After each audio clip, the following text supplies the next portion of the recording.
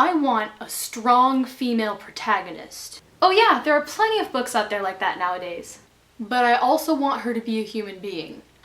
Oh, well, you might have to look a little bit harder for that. Because a lot of these female protagonists are just like cold and mean and bitter. Yeah, but I think there might be one book, like I can't think of one book where the female is strong and kicks butt, but still is human and makes friendships and is like a normal human being.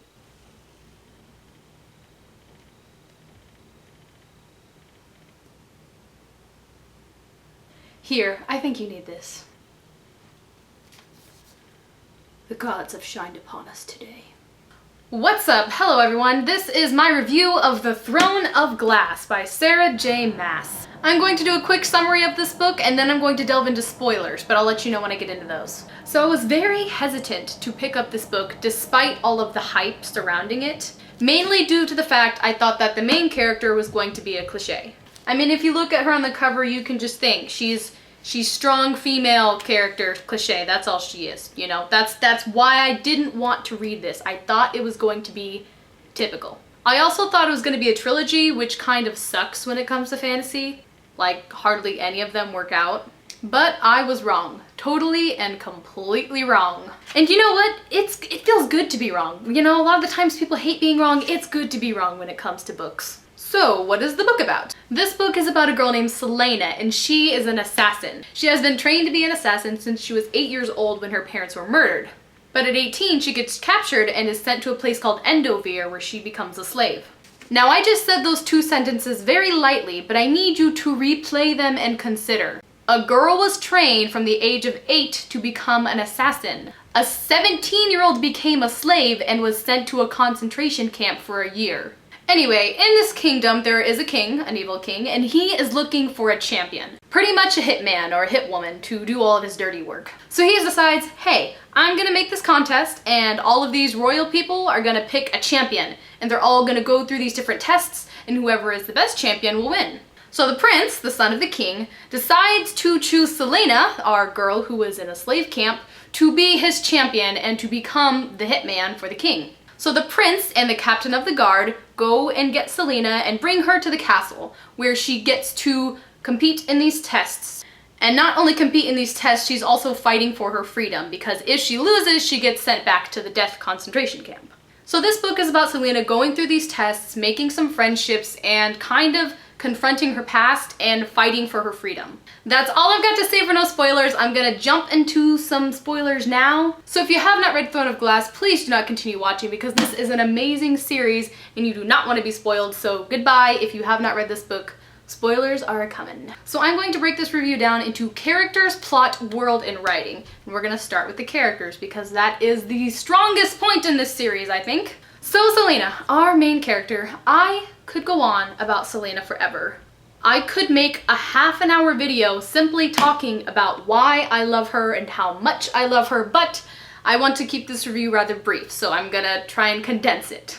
Like I said, when I first saw her, I thought she was a stereotype and I thought I was gonna hate her so much. But guys, there are so many sides to Celaena. She is a human. Would you believe it? She's a human. She's vicious and she's mean and she's strong and she's protective. She makes jokes and she laughs. She makes friendships with boys and girls. She likes to go to balls and she's kind of materialistic, which kind of surprised me. She does have a heart. She shows emotion even if she's hesitant to show it. And on top of that, she has like one of the saddest backstories that I've read in a long time. Like with what Cain was saying in that final battle, how she went and slept in her parents' bed and she thought it had rained, but then she woke up and they were both dead and there was like blood, like oh my gosh. So along with her parents being dead and being raped by a vicious assassin lord, the assassin lord is also kind of a douche and abusive. Like, can you believe how she had to slam her hand in a door, shatter the bone, and have it mend for like months on end just so she could be ambidextrous? As well as the fact that she got whipped the minute she got to Endovier, and didn't they like rub salt in the wound? Like, oh my gosh. She's 17 years old, guys, 17 years old, and she's getting whipped at a death camp. So yes, I love Celaena. I love the dimensions to her. I love she has so many strengths and so many flaws, which is like human people, and it's wonderful. It's so refreshing to have a character like this. So moving on to Chaol. I love Chaol. He's kind of the strong, silent type, but he's also very caring as well as disciplined. He doesn't know how to take Celaena at first. He's kind of just like, whoa, she's psycho. I need to protect the kingdom. I'm the captain of the guard. I need to like keep her locked up. But as he hears her story and sees like the scars on her and begins to like get to know her, you can see him drop his defenses. It's kind of amazing when you get near the end and he kind of realizes when he looks at her walking with Dorian, he's like, I don't even need to like be there to protect Dorian. Like, I trust her. Like, whoa, what's wrong with this? So yes, I like the bond that they established. I like that he got to trust her. I also like that Chaol has been best friends with Dorian since they were kids. Like, that is awesome. And Dorian. I also really love Dorian. I love how he likes to spite his father and how he kind of has a snark, but he also needs to keep his tongue in line because his father can like kill him. I kind of like how he had a bad record to all of the other people for sleeping with women, but deep down he's kind of just a puppy dog and just doing whatever with all these crazy kingdom gossipers and such. I never really thought of him as a player. I like that he's confident and bold, and the moments between him and Celaena were just so cute.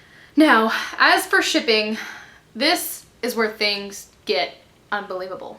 As I have watched several reviews of this book, I know that the Throne of Glass fandom is torn straight down the middle between who they want Celaena to end up with. It is either Team Chaol or Team Dorian. These two ships are black and white. Everyone is like 100% into their ships, like no regrets. I, on the other hand, cannot decide who I want Celaena to be with. I am one of the few weird people in the Throne of Glass fandom who cannot decide on a ship. I like Chaol and Celaena, and I like I really don't care who she ends up with, but I kind of do care.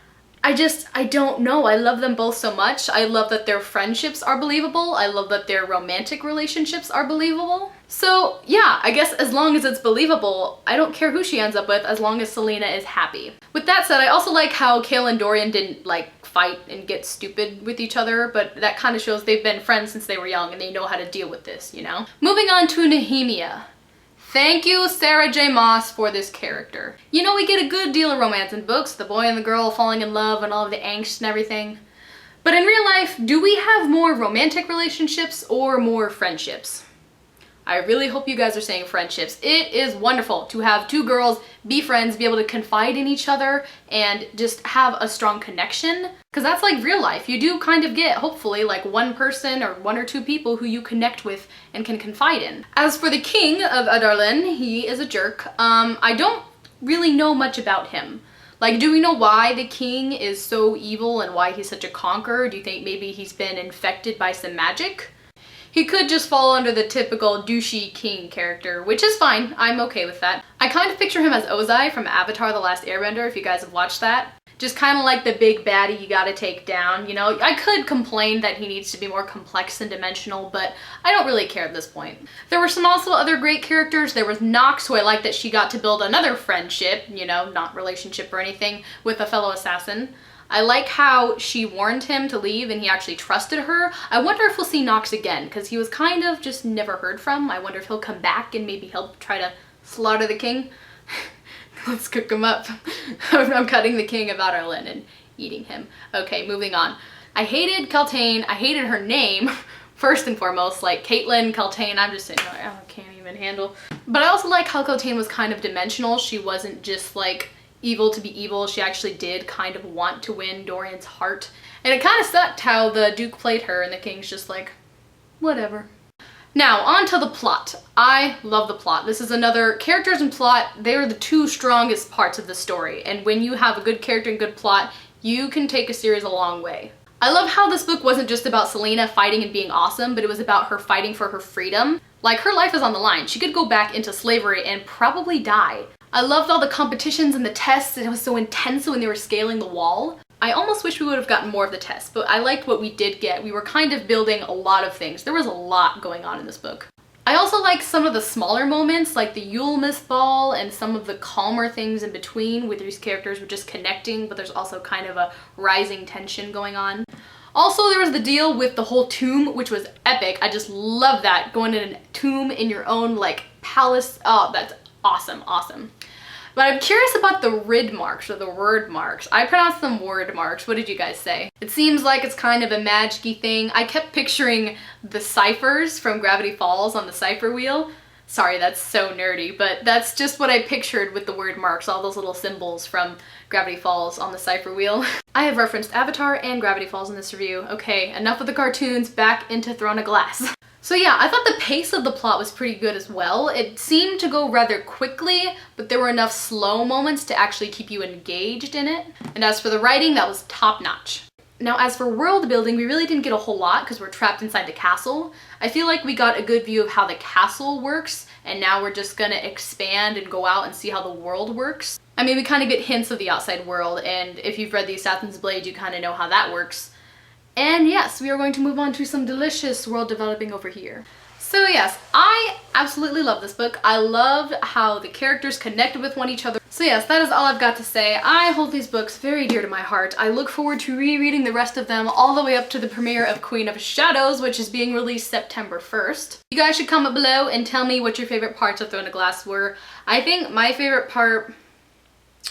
this is hard. The whole book is my favorite part. No, that's cheating. Okay. I really like the Yulmus ball and how Selena ate candy and got her teeth all red. I also like the moments where she trained with Kale. And the final battle. So yes, my name is Josie. Thank you so much for watching. I hope you have a good day and I will see you later.